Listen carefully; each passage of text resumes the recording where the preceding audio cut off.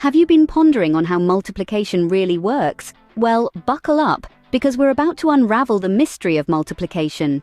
Think about multiplication as a magic trick that speeds up addition. Instead of adding the same number over and over again, multiplication allows us to do it all in one fell swoop. Let's take an example. Say we have 5 apples and we want to double the amount. Instead of adding 5 more apples one by one, we can simply multiply 5 by 2 to get 10 apples instantly. Now, it's important to note that multiplication is commutative. This means that the order in which you multiply numbers doesn't change the result. 5 times 2 is the same as 2 times 5. Both will give you 10 apples. This is a common misconception about multiplication, and I'm glad we've cleared it up. But what about multiplying by 0, you ask? Well, that's like having 0 groups of something. If you have 0 groups of 5 apples, you have 0 apples. So any number multiplied by 0 equals 0. And what about multiplying by 1? That's like having 1 group of something. If you have 1 group of 5 apples, you have 5 apples. So any number multiplied by 1 remains the same. This brings us to another common misconception.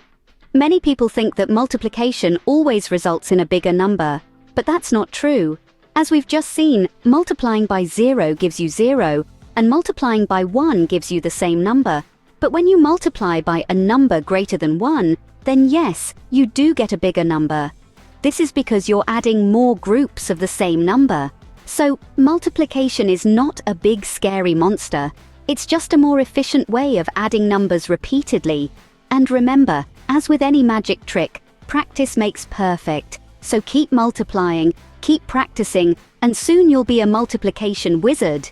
So now that we know what multiplication is, how does it work? Well, let's imagine we have 2 groups of apples, with 3 apples in each group. That's a total of 6 apples, right? But instead of counting each apple, we can simply multiply the number of groups by the number of apples in each group. That's 3 times 2, which equals 6.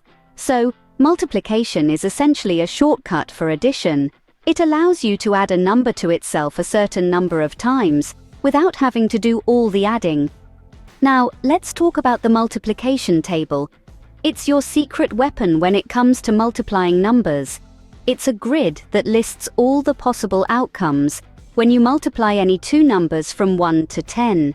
For example, if you look at the row for 3 and the column for 2, you'll find 6, which is the result of 3 times 2. The multiplication table is a quick and easy way to find the product of 2 numbers without having to do the multiplication yourself. It's especially handy when you're dealing with larger numbers. For instance, if you wanted to know what 7 times 8 is, you could just look it up on the table and find that it's 56. Now, there are a couple of special cases you should be aware of when multiplying numbers. The first is when you're multiplying by 0. No matter how big or small the other number is, the result will always be 0. That's because 0 times anything is 0. The second special case is when you're multiplying by 1. Again, no matter how big or small the other number is, the result will always be the same as the original number. That's because 1 times anything is always that same number. So, to sum up, multiplication is a faster way of adding the same number to itself multiple times. The multiplication table can help you find the product of 2 numbers quickly and easily. And remember, when multiplying by 0 or 1, the result is always 0 or the original number, respectively. Remember, the multiplication table is your best friend when it comes to multiplying numbers. But where do we use multiplication in our everyday lives? That's a great question, and the answer is pretty much everywhere. Imagine you're at the grocery store and you want to buy 6 apples, and each apple costs 75 pence. Instead of adding 75 pence 6 times, you can multiply 6 by 75 pence, which gives you the total cost of £4.50. So multiplication saves you time and effort when shopping. Or picture this. You're planning a party, and you need to know how many cans of soda to buy. You expect 20 guests, and you think each guest will drink, on average, 2 cans of soda. By multiplying 20 guests by 2 cans, you get 40 cans of soda. So, multiplication helps you plan and prepare for events. Now let's think about home improvement. Say you want to lay down new carpet in your living room, and the room is a rectangle. To figure out how much carpet you need, you multiply the length of the room by its width. This gives you the area in square meters, which tells you how much carpet to buy. So, multiplication helps you with home projects. And let's not forget about baking. If you have a recipe for 4 people, but you want to make it for 12 people, you need to multiply the amount of each ingredient by 3. So, multiplication helps you scale recipes and cook for a crowd. Finally, think about time.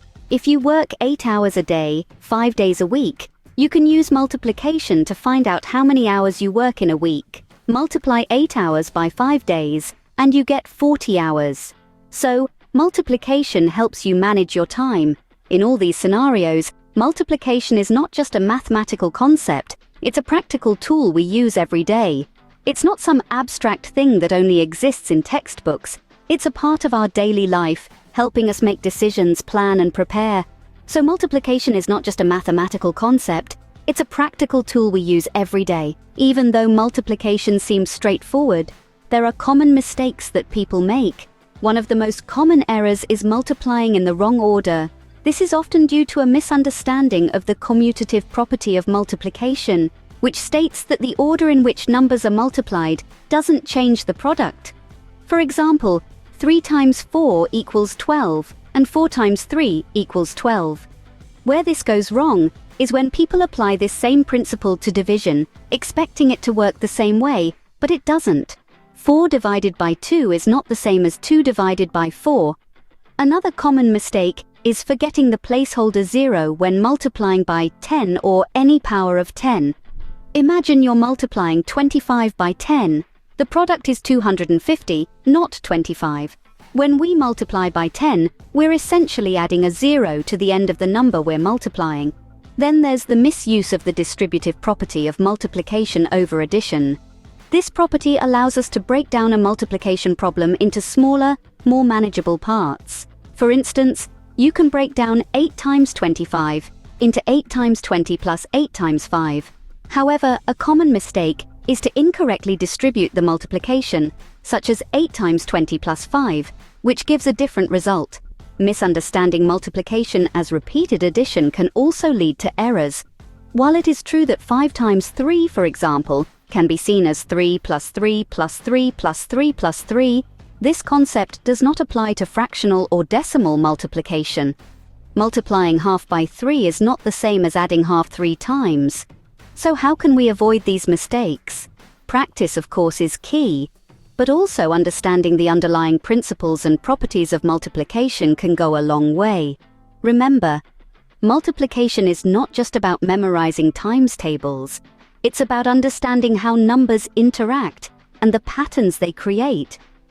Understanding these common mistakes can help us avoid them and become more confident in our multiplication skills. So, we've demystified multiplication and discussed how it works. As we wrap up, let's journey back to the key points we've covered about multiplication. It's not just a fancy mathematical term, it's a way of adding the same number several times over, a shortcut if you will. It's a fundamental skill that serves as a building block for many other mathematical concepts. Now, remember the mechanics of multiplication? We learned about the multiplier and multiplicand, and how the order in which we multiply numbers doesn't affect the product. That's the commutative property of multiplication at work. And don't forget the zero property. Anything multiplied by 0 is 0.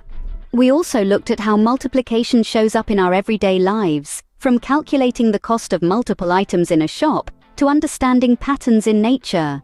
It's not just a tool for solving math problems, but a lens through which we can understand the world around us. And yes, we did discuss common mistakes in multiplication too, didn't we?